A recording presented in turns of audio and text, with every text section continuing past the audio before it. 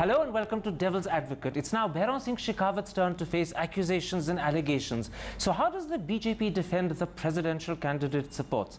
That's one of the key issues I shall explore today with the party president, Rajnath Singh. Mr. Rajnath Singh, Outlook magazine claims that on the 21st of August 1947, when Bhairon Singh Shekhawat was a sub-inspector of police in Sikar, he was suspended for taking a bribe from salt traders by Kalyan Singh, the Rao Raja of Sikar. Should such a man be supported by you for President of India? Karanji, first of all, I would like to say that you would not see actual Rajnath Singh when I will speak in English. Hence, I have decided to speak in Hindi. जहाँ तक भैरव सिंह जी शेखावत की बात आपने कही, मेरी जानकारी है कि भैरव सिंह जी शेखावत अपनी सर्विस पीरियड में कभी सस्पेंड नहीं हुए हैं। Have you asked him that question? नहीं, उनसे मैंने ऐसा कोई प्रश्न किया नहीं है। तो फिर आपको कैसे पता कि ये हकीकत है? हाँ, लेकिन उनका उस समय का मैंने करेक्टर रोल देखा है। वो करेक्टर रोल बहुत ही शानदार रहा है, एक्स्ट्राऑर्डिनरी रहा है। Outlook magazine has evidence given to them by Braj Mohan Mathur, who says that in the company of his brother Radha Mohan Mathur, Bhairon Singh Shekhawat, number one, told them this. Number two, they sheltered Bhairon Singh Shekhawat for 5 months. And number three, they helped reinstate Bhairon Singh Shekhawat in the police. लेकिन इसके संबंध में मुझे जानकारी नहीं है। मैं यही कहना चाहूँगा कि भैरव सिंह जी शेखावत ने जब से अपनी पब्लिक लाइफ प्रारंभ की है, सार्वजनिक जीवन प्रारंभ किया है, तब से उनके दामन पर कोई दाग नहीं लगने पाया। अगर आपको इसकी जानकारी ना हो तो इसका मतलब है आपने इसके बारे कोई इन्वेस्टिगेशन ही की? नहीं, इन्वेस्टिगेशन मुझे तो जानकारी पहली बार आपके द्वारा यह बात में। तो फिर ये भी हो सकता है कि ये जो आरोप लग रहा है बिल्कुल सही हो? नहीं, मैं नहीं मानता, क्योंकि लेकिन आप ये विश्वास पे कह रहे हैं, आपके पास सबूत नहीं है। उनकी पब्लिक लाइफ से मैं अच्छी तरह परिचित हूं, क्योंकि 52 से लेकर आज तक की जो उनकी पब्लिक लाइफ रही है, उस पर एक भी स्पॉट उनके ऊपर नहीं लगने पाया। लोगों की पब्लिक लाइफ धोखा दे सकती है। जब आपने इसकी कोई जानकारी नहीं की तो हो सकता है ये आरोप हकीकत हो। अब क्या कारण था कि नहीं था, इसके बारे में मैं कुछ नहीं कह सकता हूं। लेकिन उनकी पब्लिक लाइफ के बारे में जो कुछ भी जानता हूं। I can't say anything about whether it's true or false, so it could be true. Let me then come to a second allegation. Sushma Swaraj, his official spokesperson, has admitted that as Chief Minister of Rajasthan in 1977, he withdrew cases against himself brought under the Essential Commodities Act. Is it fitting that a Chief Minister in his own case should act as judge and jury? नहीं, यदि कोई baseless, यदि कोई उनके against FIR रही हो अथवा कोई केस रहा हो, बेसलेस जिसका कोई आधार न रहा हो, जो केस चलने लायक नहीं था कोर्ट में, तो उसको वापस ले सकते हैं। अगर बेसलेस भी हो, is it fitting that a chief minister in his own case should become judge and jury? Surely he should have appointed an independent committee to decide for him. अब देखिए उस केस का नेचर क्या था, पहले ये देखना पड़ेगा। बिना केस के नेचर को समझे हुए, बिना उसे देखे हुए मैं इस संबंध में कोई कमेंट नहीं करना एक बार फिर आप इनकी पूरी डिफेंस नहीं कर पा रहे, एक बार फिर आपने एक छोटा कैविया छोड़ दिया। डिफेंस का सवाल मैं समझता हूं भैरव सिंह जी शेखावत के संबंध में डिफेंस करने की कोई जरूरत नहीं है। विश्वास क्योंकि आरोप उन पे लग रहा है, आपको डिफेंस करना ही पड़ेगा। क्योंकि 52 से लगातार भैरव सिंह जी शेखावत को लोग MLA के रूप में, चीफ मिनिस्टर के रूप में, मिनिस्टर के रूप में लगातार लोग देख रहे हैं, और 5 वर्षों तक वाइस प्रेसिडेंट के रूप में उन्होंने देखा है कितना इम्पार्शियल। एक मोमेंट में करता हूं, इनके MLA के बारे में एक मोमेंट में आता हूं। Let me first bring up a second allegation against him. It is reported by Outlook magazine that as Chief Minister of Rajasthan, he used the powers of his office to defend his son-in-law Narpat Singh Rajvi when Rajvi was accused of trying to obtain compensation for land which he didn't own. Once again, he used his powers of office to defend his son-in-law, and it's also alleged that he lied on the floor of the assembly. करण जी, मैं यही कहना चाहूंगा कि मुझे इस बात की जानकारी नहीं है। तो आपको इस बात की फिर अगर जानकारी ना हो तो आप इन्वेस्टिगेशन क्यों नहीं कर रहे? नहीं, इन्वेस्टिगेशन आप किस बेसिस पे इनको सपोर्ट कर रहे हैं एज प्रेसिडेंट? नहीं, उनके सारी 52 से लेकर अब तक की उनकी पब्लिक लाइफ के बारे में, उनके सार्वजनिक जीवन के बारे में जो जानकारी है, उस आधार पर हम लोगों ने उनको जानकारी प्रेसिडेंट के कैंडिडेट के रूप में सपोर्ट करने का फैसला किया। जानकारी की बात कर रहे हैं। I am pointing out to you that as a sub inspector in 47 he was suspended for allegedly taking a bribe. I am pointing out to you that he has removed cases against himself, which is wrong for a chief minister. True. I am pointing out to you that he has used his powers of office to defend himself and his family, to benefit them, which is not just misuse of office, it's nepotism. मैं समझता हूं कि इसमें अधिकांश allegations होंगे वो false होंगे, लेकिन किस बेसिस पे आप कह रहे हैं फॉल्स है? क्योंकि आपने कोई जानकारी नहीं दी। जो कुछ भी मैंने 52 के बाद उनके पब्लिक लाइफ के बारे में मैं जानता हूं, उस आधार पर मेरा यह विश्वास पक्का है। But do you know what you're saying, Mr. Rajnath Singh? You're telling the audience, I have not investigated, I have not done any jankari, simply on trust and faith. I don't believe these are true. Your trust could be mistaken. Trust और faith भी हमारा जी बना है, तो इस आधार पर बना है कि 52 से लेकर अब तक क्या जो उनका पॉलिटिकल करियर रहा है, पब्लिक लाइफ रही है, उसको देखने के बाद ये हमारा विश्वास बना है। अब पता नहीं आप जो कुछ भी कह रहे हैं कि वो सच है या नहीं है, अब मैं इसके संबंध में मैं कुछ नहीं कह सकता हूं। ये सारे एलिगेशन फॉल्स भी हो सकते हैं। You're going by his political career. Let me bring his political career under the spotlight. And now the allegations touch on his integrity. From 1952 to 1972. Bhairav Singh ji Shekhawat की इंटीग्रिटी को कभी भी क्वेश्चन मार्क नहीं किया जा सकता। Let me finish the question, then you defend him. From 1952 to 1972, he was an MLA in Rajasthan. From 77 to 2002, he was an MLA in Rajasthan again. Yet in between for 3 years, he became a Rajya Sabha MP from Madhya Pradesh. Doesn't it prove that he would have filed a false and fraudulent declaration of residence in Madhya Pradesh? No, he would have had to. In those days, without a declaration of residence, he couldn't have become an MP for the Rajya Sabha. जो कुछ भी मैं भैरव सिंह जी शेखावत के बारे में जानता हूं, उस आधार पर ही मेरा परसेप्शन बना हुआ है कि उनका जो बिल्कुल करेक्टर है वो स्पॉटलेस है। तो मुझे फिर इस सवाल का जवाब दीजिएगा। From 52 to 2002, for 50 years he was an MLA from Rajasthan. Are you telling me that right through that 50-year period his residence was actually in Madhya Pradesh? Or are you saying that for 3 years in between he mysteriously changed his residence and then changed it back again? Which are you saying? Because only one of those two possibilities can be the truth. अब देखिए, ये सब सारे जो allegations आप लगा रहे हैं, इसके संबंध में मैं उन्हीं से मैं बात करूंगा।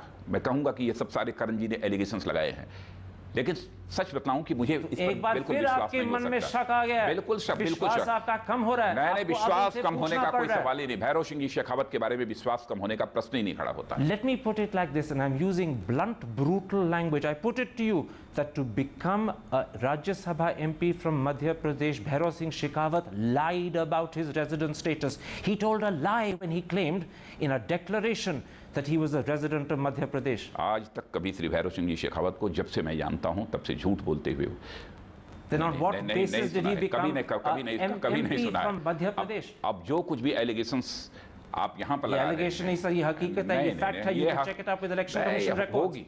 अब आप मैं उसे एलिगेशन ही मानता हूँ, लेकिन मैं ये नहीं मानता कि वो सही होगा ना।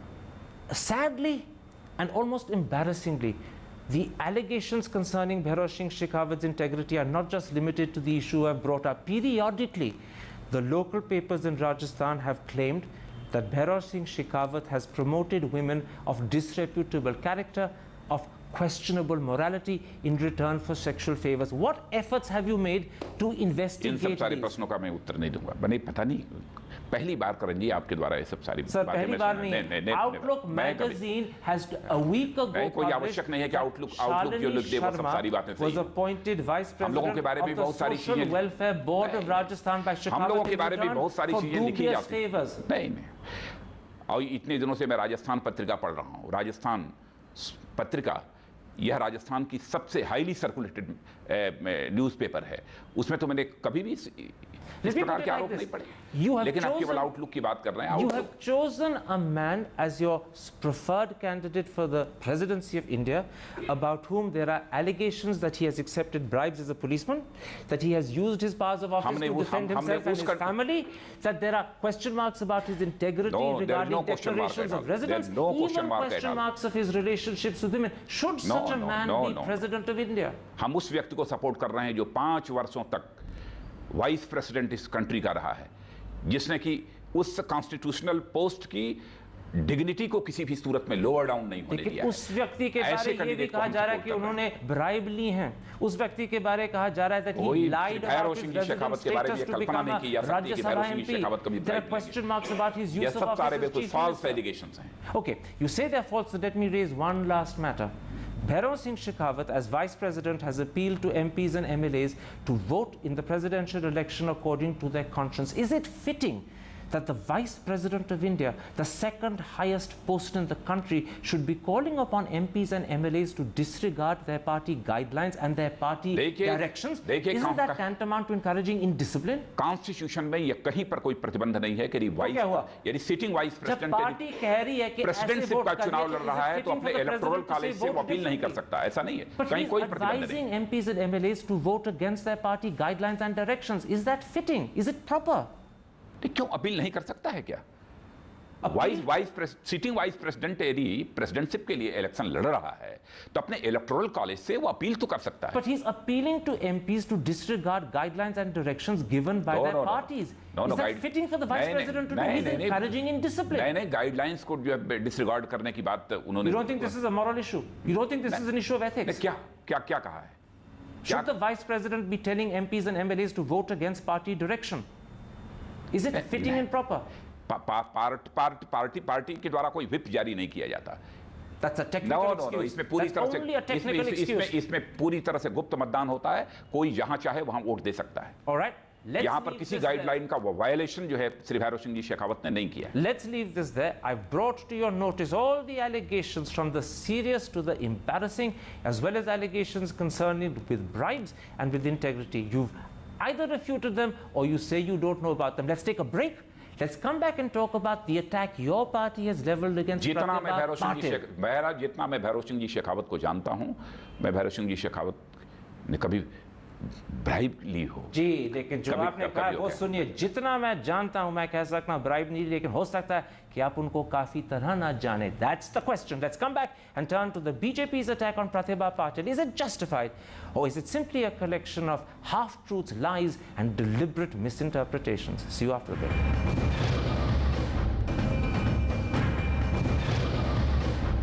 Welcome back to Devil's Advocate and an interview with the president of the BJP, Rajnath Singh. Mr. Rajnath Singh, let's come to the attack the BJP has leveled against Pratibha Patil. You have officially released articles by Arun Shourie claiming that Pratibha Patil was the founder chairperson of the Pratibha Mahila Sahakari Bank and that she continued as founder chairperson till the demise of the bank. That's wrong.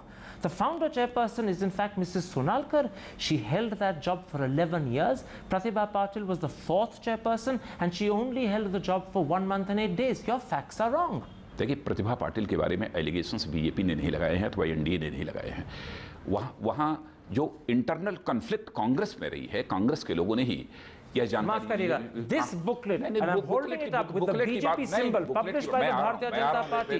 This is where the allegations come from. मेरी पूरी बात सुनिए पहले। मैंने कहा कि ये सब सारे एलिगेशंस बीजेपी के नहीं है, अथवा एनडीए के नहीं है, तो आप इनको बल्कि महाराष्ट्र की कांग्रेस की। आप आगे क्यों कर रहे हैं? कांग्रेस का जो इंटरनल कॉन्फ्लिक्ट है, come back to the point I'm making. You claim she's founder chairperson. I've proved to you she wasn't. She was only the fourth chairperson and only for 1 month and 8 days. पहले मैं करण जी में कहना चाहता हूं कि जो कांग्रेस के इंटरनल कॉन्फ्लिक्ट के कारण जो एलिगेशंस जो सामने आए, ये कांग्रेस की इंटरनल कॉन्फ्लिक्ट की बात नहीं है। सीएनबीसी पे अरुण शौरी को क्वेश्चन किया गया था इसी चीज के बारे, and this is what Arun Shourie said. He said it is on her biodata in the Lok Sabha and she was a member of that body and it is in her biodata as governor of Rajasthan. I have checked both biodatas. In fact, forgive me, I have the biodatas here with me. I have checked both of them.